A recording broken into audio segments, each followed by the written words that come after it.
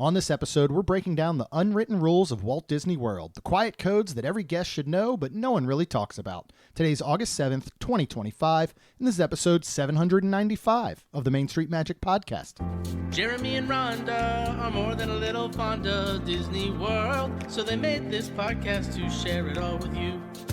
Reports and resorts, top 10 lists of all sorts, Main Street Magic's bringing it home for you. Hello and welcome to another episode of Main Street Magic. I am your host, Jeremy Stein, and as always, I'm joined by my lovely wife, Rhonda. Hey guys! Make sure you check us out on the web at mainstmagic.com, as well as follow us on Facebook, Twitter, and Instagram at mainstmagic, and on TikTok at MSM Podcast. Planning a trip to Disneyland or Walt Disney World can be overwhelming and at times just downright frustrating. But don't worry, because Mouse Dining removes the frustration of booking Disney dining reservations, alerting you when they spot availability for your desired restaurant, date, meal, and time. Visit msmfriends.com to use this free service. Are you ready for your bucket list trip? Our trusted partner, MEI Travel, will handle the planning so you can focus on the memories. They offer free vacation planning services and have nearly 20 years of experience creating memorable vacations. Visit mainstmagic.com/travel for a fee-free, no-obligation quote today. And don't forget to hit the subscribe button so you can get brand new episodes every Tuesday and Friday. Well, first of all, I would like to apologize for no new episode on Tuesday, but at least you're still getting two. You're getting one today and tomorrow. Yes, correct. And it is Rhonda's fault. Yes, it is, because I went and saw my entire family up in Montana. My mommy, my daddy, my brother, my sister-in-law, and my brother's two children, which is my niece and nephew. How was it? It was wonderful. And it was super cute because, just so y'all know, I haven't seen my brother in over a year and a half. And when I got there and I saw him, he not only hugged me, he hugged me again. And then he literally was like touching me, like, you're really here. And that's probably been the longest in your entire life that you've Correct. ever gone without seeing each other Yes. in person? Wow. That's Yeah. crazy. But you talk to him every week. I do. I made that decision a year when he moved, because if not, I would have lost touch and wouldn't know what's going on with everybody. So I talk to him once a week, and like for me, for example, when I don't know if you tried to message me, but there was so many times hiking, I was on SOS. Mm-hmm. So unfortunately, there's been times where if I call him, he doesn't answer. I know he's playing, I call it. And I was playing in Montana and had so much fun. It was so beautiful. It was just amazing. And you flew in and out of Wilderness Lodge Airport from Oh that my photo God. it looked like. It was gorgeous. Like, That's what I imagine Lakeshore Lodge should look like, because it looked like a more modernized Wilderness Lodge. Yeah, Was that right? Kind of from the picture I saw that you sent me? yeah, I mean, what I sent you was just a area where you can sit, but a giant fireplace. Yeah. And so cool. And then everything is wood, and looking up, it's taller. This airport was in Kalispell, they call it. And apparently it was 38 miles from Canada.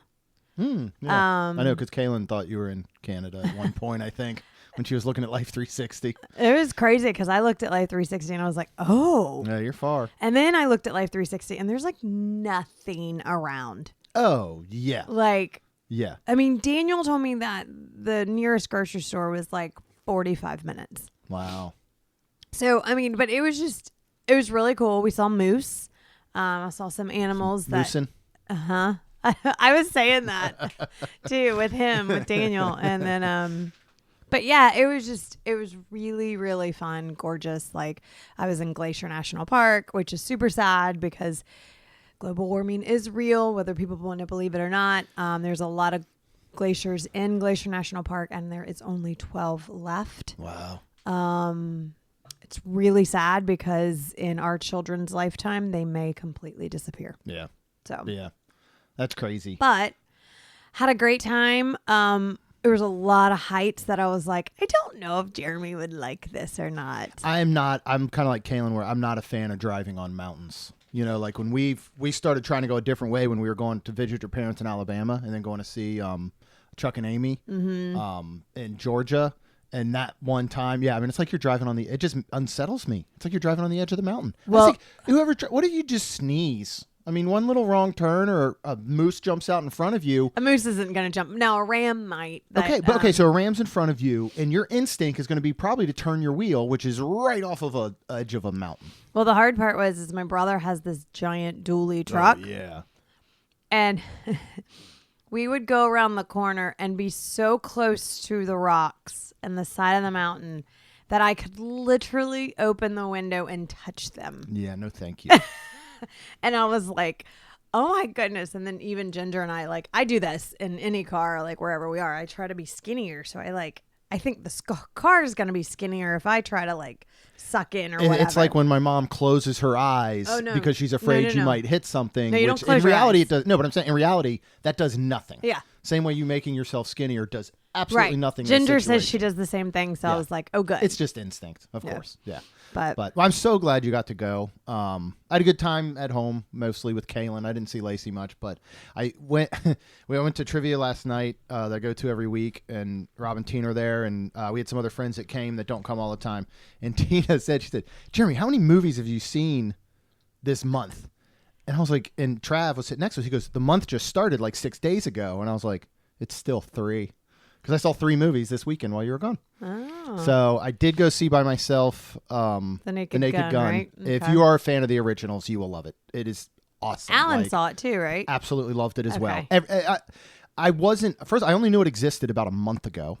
And then I only watched 1 or 2 little previews, and I was like, I don't know about this. And then the reviews came out, and they were all outstanding. And I mean, it's Seth MacFarlane that produced it. It's Akiva Schaffer, who's part of The Lonely Island with Andy Samberg and all. But it was just outstanding. Then Kaylin and I went and saw Superman finally. Kaylin she told me she loved it so much she wants to watch it with me when it comes to streaming. Yeah, you can buy Naked Gun right now at home. That's crazy. If Superman was available, I would be like, let's get it. I'm really excited for you to see it. That's another one. I love Superman. I really didn't have a desire to see it. My only desire was James Gunn, and then the reviews came out. And like Lucy said, it was her and Caleb saw it twice in theaters. So I was like, all right. So Kaylin wanted, so we went and saw that. It's really, really, really good. And then I went on Sunday to a flashback movie at a local theater and saw the Blues Brothers. 1980 Blues Brothers, which I grew up on. My dad and his friend used to dress like the Blues Brothers and perform at our school events, which is very wonderful as a child, not embarrassing at all. But so that was really cool. But they had loungers there. They're like Chase loungers. So you could have slept. You really could. It's weird because when you look, I knew that they converted this theater because it was old school. You remember we went and saw Coco here the day after Thanksgiving when it came out. And you didn't buy tickets online then, even, I don't think. At least this theater didn't. It was our only theater nearby. And then, so we showed up, and I think we only got there 10 or 15 minutes before. And remember, only 4 seats in the second row were available. Yeah, but they weren't loungers. No, these were all regular seats back then. And you didn't, you just went and grabbed your seat. It was free for all. And so we're there for the 4, and we are getting to an episode, I promise. But we're there for the 4 of us, and the rest of the theater's full. It's only 4 we can find. And it was so close. I just couldn't do it. Oh, that's right. No, I couldn't do it. So I think by the time the previews or maybe that little Pixar short played beforehand, I got up and found a single seat in the back. So then by the end of it, I'm just a grown man crying by myself in the back of a theater surrounded by people. But what made these odd is that they're loungers. So the feet are all the way out like a Chase lounger. And then the back still reclines almost to a full lay down position. I was in the second row because I was just confused by the tickets. So don't recommend. There should not be first and second rows in theaters. It's way too close. It's like watching a tennis match. I'm watching that car chase scene through the mall, and it's literally left to right. My neck hurts. Oh, but what's even odder is that you're laying down, basically flat, as though you were in bed, looking up at this movie screen, and less than about 8 inches to your right and your left are other human beings that you don't know, who you're basically laying with and watching a movie. That's funny. And so, weird, the guy was so close next to me that I was tempted just to reach over and grab some peanut M&Ms because he had a huge family-sized bag. And I didn't think he needed all those. He should have shared.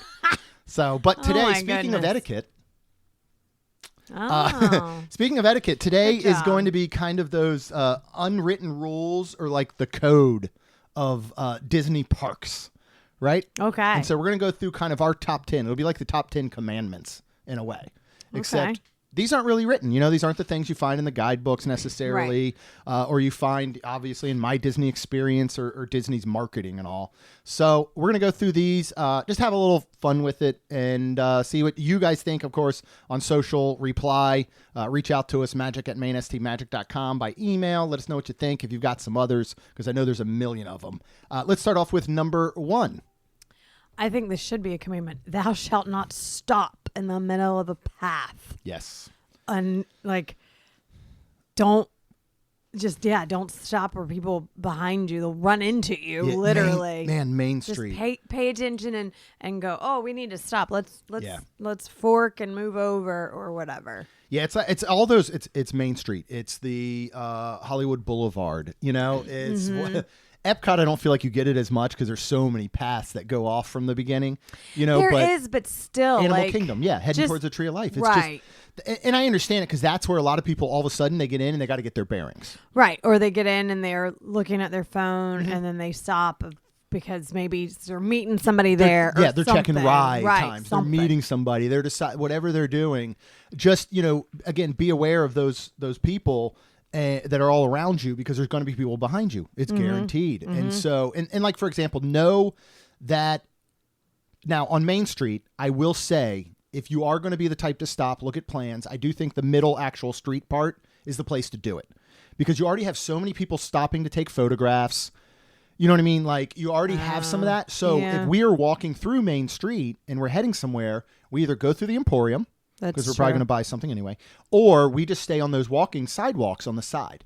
Now, do not stop on one of those, please. I mean, honestly, anywhere that isn't much wider than your group that you're with, you probably shouldn't be stopping. And that goes the same, though, I think, when, I think of, like, we go up and we meet up with a bunch of folks there or something. Just say there's 6, 7, 8 of us or whatever. You also don't all need to walk side by side down a street. Yeah. So you're just building a human wall where nobody can get through. And I have been guilty of doing this. And as soon as I do, I usually turn around and I'm so sorry. And then I move and I'm like, because, I mean, it depends on what it is. You get excited. You get like, oh, you're meeting people. Oh, so-and-so's texting me.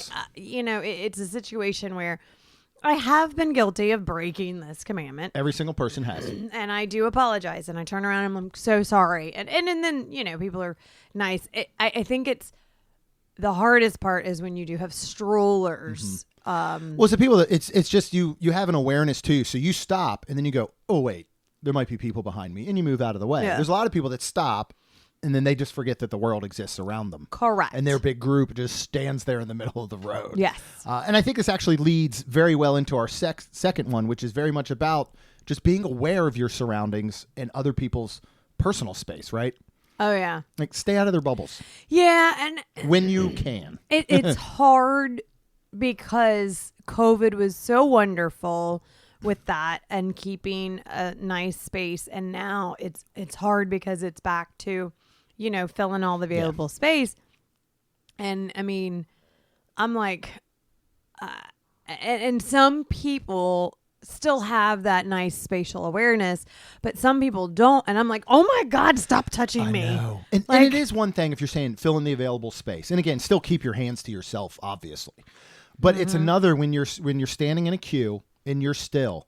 And I've had it so many times, like you can almost feel the front of someone's shoes on the back of yours. You know what I mean? And you're just like, we're not going anywhere. I can feel you breathing down my neck. Yeah, please. Let's create a little. Let's create no a little touchy. bit of no touchy. Like I made that shirt when we were going back to the parks out of COVID, and I had the llama and all and Cusco and had no touchy on the front. Yeah. And I love that shirt because I still it just goes for all the time. And I mean it's like babies. You have a little baby. Everybody wants to touch babies.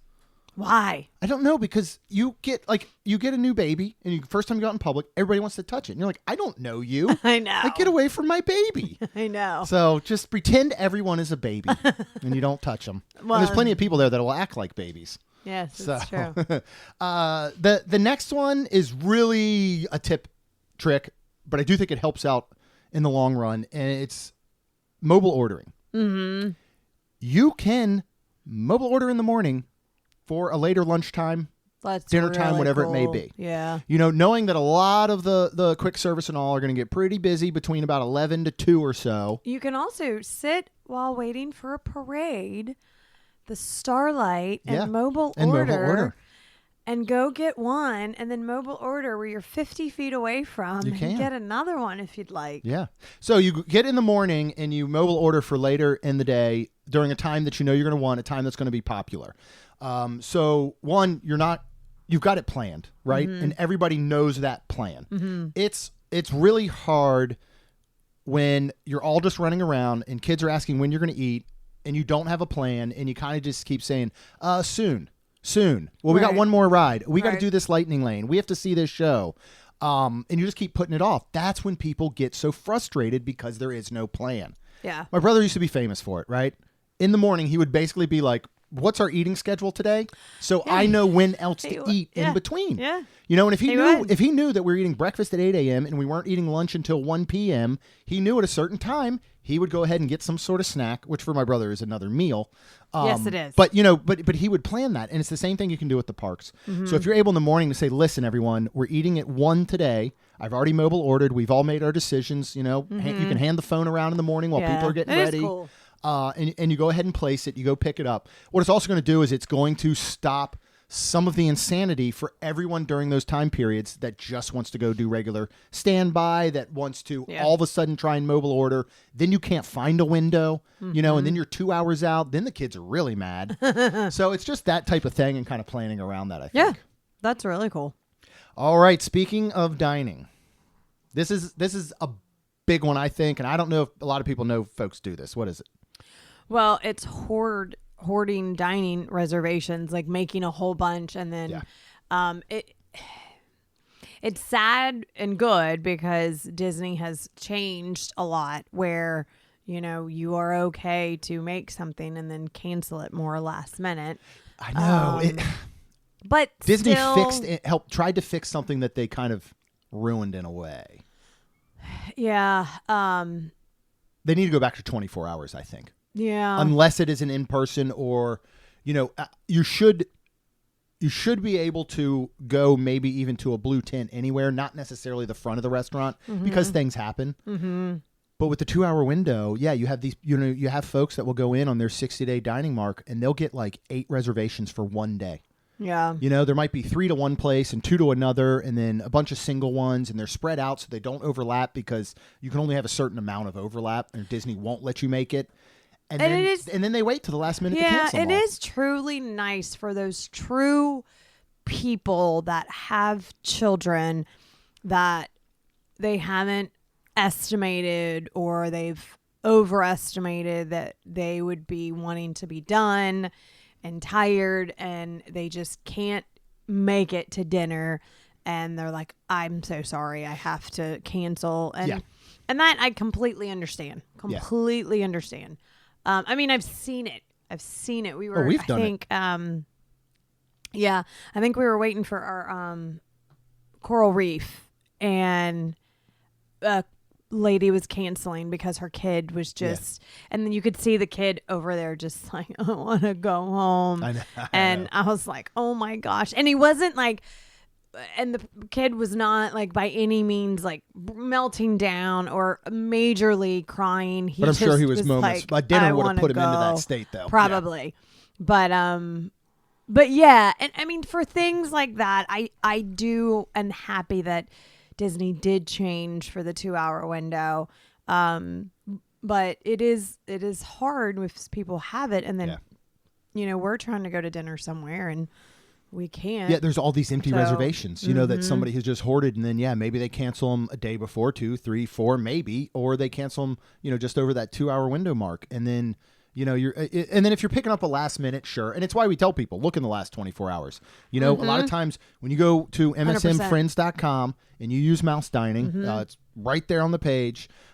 You know, a lot of times in those last 24 hours is when you will start to get some of those alerts. Yep. So it's another good reason to do it. It takes the work out of you having to constantly check those reservations.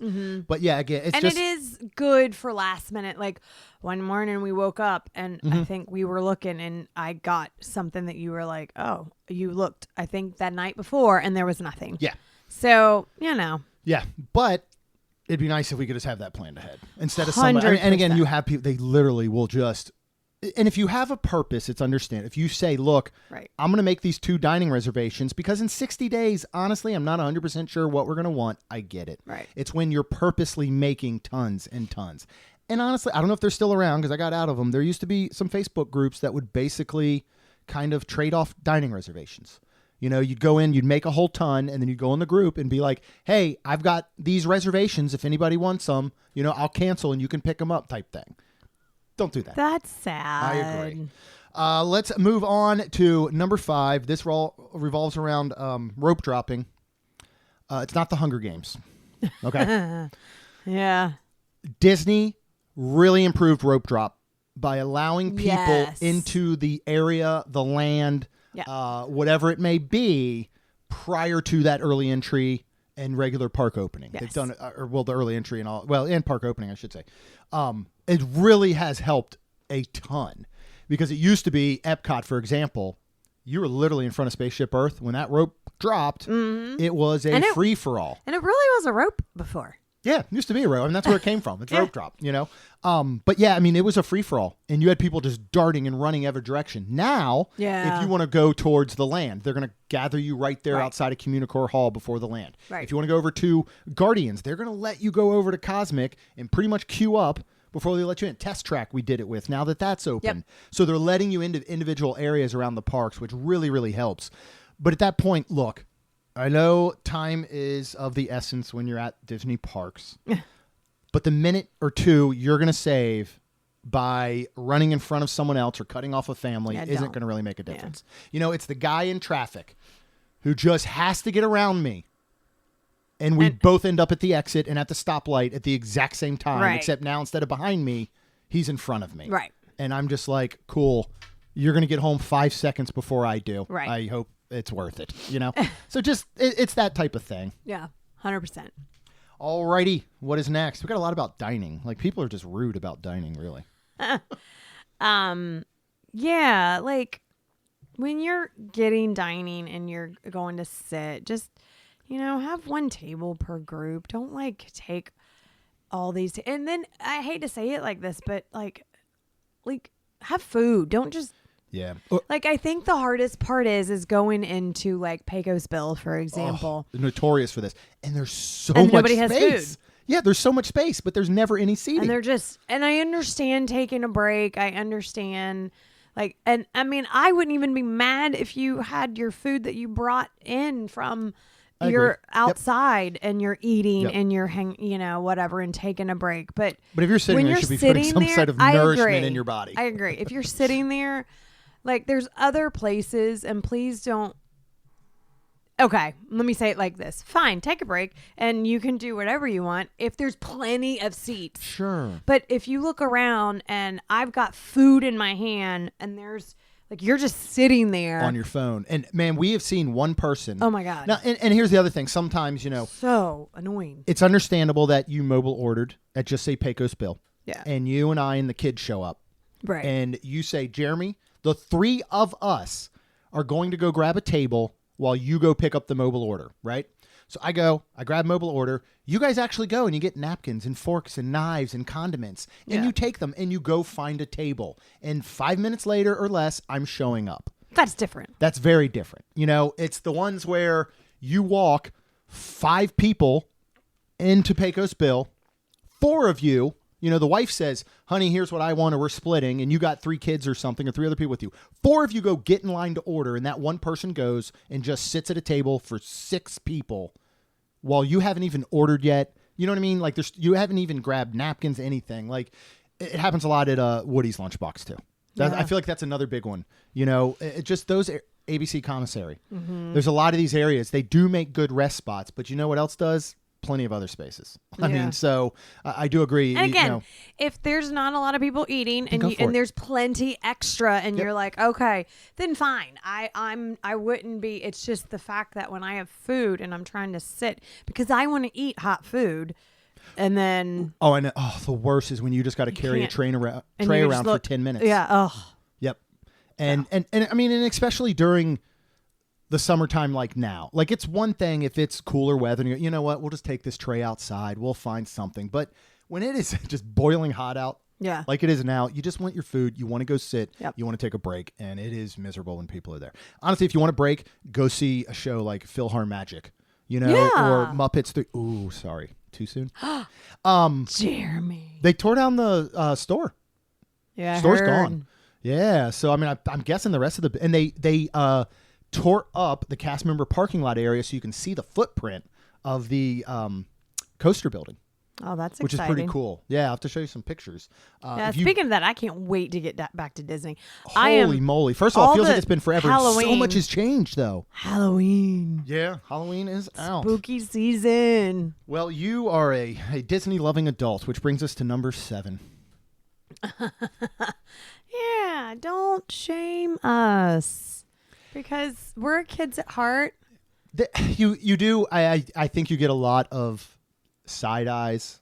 You get a lot of overheard comments from folks that are there with their family and their kids that see adults that are not there with kids, and they look at them weird, or they say something about them, or they go and post to social media. You know, to be honest, we have just as much right to stand in line to meet Belle as you do and your kids. To put it that, honestly, we do. We don't have to have children with us. We don't have to have them with us to enjoy Disney. It is for everyone. It is. And now with, I hate to say today's world and with all the mental things and, you know, you don't ever know what somebody is thinking or is, you know, and just be happy that everybody's happy, you know? We're all there. There aren't a ton of places that are designed for every single person to have a good time. Right. You know what I mean? Like, absolutely. And that's what you should be doing. Yes. And, you know, it was super funny. I was just talking to Chad the other day, and I remember, I don't want to grow up. I'm a Toys R Us kid.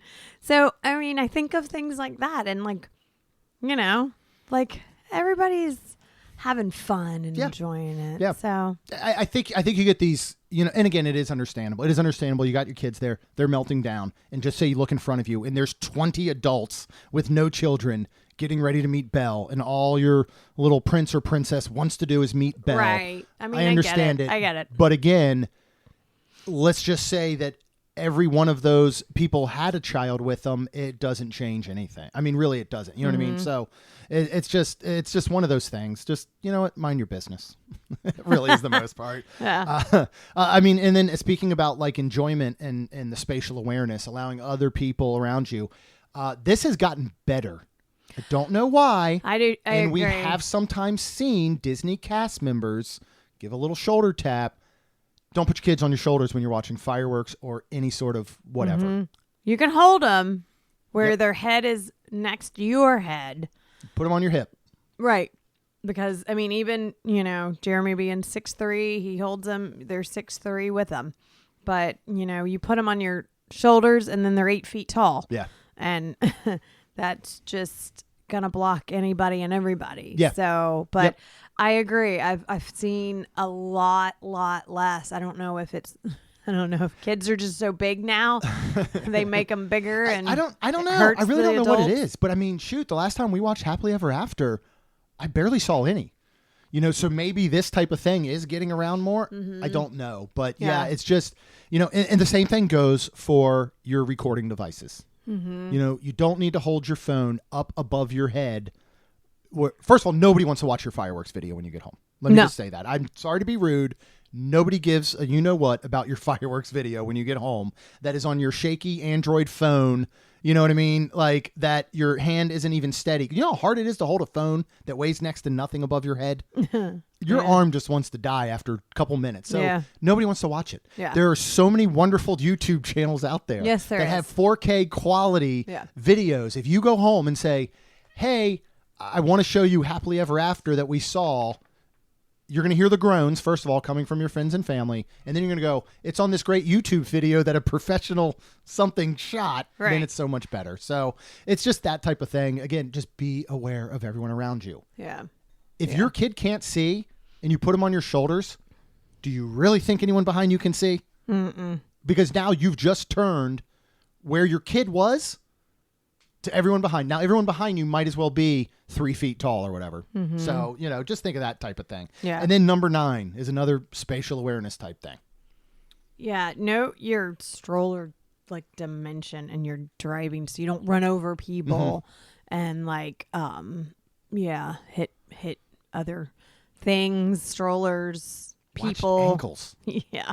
Like All watch the above. ankles. And it is hard having a stroller. Especially when it gets so busy. Yeah. And it's very hard having a stroller. I get it. Yeah. What helps is that your stroller is not a battering ram. Yeah. If you're going to clip somebody's ankles, let it be somebody in your own family and let them guide the stroller in front of you. That's what we used to do is, Rhonda's good at getting through crowds in a sense. So if we needed to, so usually like you would be in the front and I would have the stroller behind you because that way you're a little bit better to kind of get through and I'm following as opposed to me just ramming into folks. Right. Another thing that helped that we always use is instead of a side-by-side is getting the front back strollers. Yeah. They take up so much less width. Yeah. And it makes it so much easier to navigate, and it makes it easier for the people around you, so you're not ramming into them. Mm-hmm. And the same thing goes for ECVs. Yeah. Yeah. When I broke my toe and I could not walk the parks, I had to use one. And I mean, they're hard to drive harder. and navigate. Mm-hmm. And I think, too, that goes back to don't stop because I think that's what happened. Yeah. I was going and the guy just stopped and I ran into him. Yeah. Like, I didn't mean to. No, not at all. But it also wasn't really 100% my fault. And the reverse is also true. We have a lot of motorcyclists here in Florida. Mm-hmm. And I don't know if it's like some insane amount of motorcyclists have been killed this year already, like in the Jacksonville area. There was one yesterday. Oh, wow. And you see a lot of these, you see a lot of the bumper stickers that say, watch for motorcycles. Agreed. But you know what motorcycles need to do? They need to watch for cars. And this is the same situation. They need to respect. Both, because it goes both ways. Yeah. Yeah. And it's the same thing with this. Yeah. Is not only do you need to be respectful if you have a stroller or you're in an ECV, you also need to be respectful if you're not in the people around you. Yeah. Again, be aware. Yeah. If you see a stroller that is coming through because they need to get to another side, they're not trying to butt in front of you in a line or a queue or a fireworks show. Right. They just want to get through. Right. You can be aware of that around you in your peripheral vision and step aside a little bit. Yeah. Let them through. Tap your family on the shoulder. Say, hey, somebody needs to get through. Correct. So it really does go both ways. 100%. And then we'll get to number 10, which is the most important and should be no surprise coming from us. So what is that one, Rhonda? And you could swap this with 10, 1, like whatever. This could be all 10. We could have just said this 10 times. But be nice to cast members. Yeah. They are doing their job. We wouldn't have Disney World if it weren't for them. We wouldn't have any Disney parks. Correct. So just they're not your servants. Mm-hmm. Just be nice to them. They're doing what they can, and guess what, folks? They're not making a lot of money. Trust me, they are not. Yeah. And so be respect. And again, obviously, this goes for just the world. I mean, be respectful to anywhere you go, of course. But I just think when you get in these situations, again, people feel so entitled because they spend a lot of money. We understand that. Right. It is 100%. It is very hard to spend a lot of money and not feel like you got it back. If I had spent $15 to go see The Naked Gun and I thought it was the worst 90 minutes I had ever seen, it's understandable you're going to feel a little jilted, like, hey, I didn't get my value out of this, and you might be a little upset. But what am I going to do? Walk out and tell the 16-year-old cashier, hey, that movie stunk. Right. No, right. I'm not. So just be nice, be respectful. And again, that's one of those you think about other guests. It's one thing to say, hey, here's a situation that's going on. I'm going to take a photo of it and blast Disney on social media. Right. Or you could walk, probably less than 50 feet, either to Casey's Corner or to a cast member and just say, hey, this is happening over there, or whatever it may be. That trash can's overflowing. This bathroom was really disgusting, whatever it may be. And you just go up and respectfully, those types of things. Right. And just, here's the thing.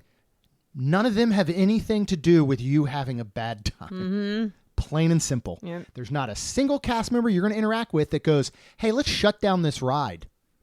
Just because I can. Right. No. Or, they don't. And here's don't. the thing. Most people don't understand. Cast members know just as much as you and sometimes less. That's true. I It's can't true. tell you how many times I have messaged a cast member friend and been like, hey, can you believe so-and-so? And they're going, what? Yeah. I didn't know that. Yep. And then 15 minutes later, they go, oh, it just came in our cast member bulletin or email or whatever it may Right, be. You know what I mean? right. So half the time, they don't know. That's crazy. You know, same thing. But yeah. Please don't go up and ask them 80 times a day, when is Cars Land opening? When is Villains Land opening? When, like, they don't know. Yeah. Okay? They're going to find out when you do. Yeah. That's So, true. I think that's it. You got any honorable mentions or anything? And these are just, it's always just have a good time. I mean, and a lot of these are obvious. Yeah. But Yeah. I still think it's the mindset of when you get on that vacation. It's just having that mindset and trying to carry it throughout.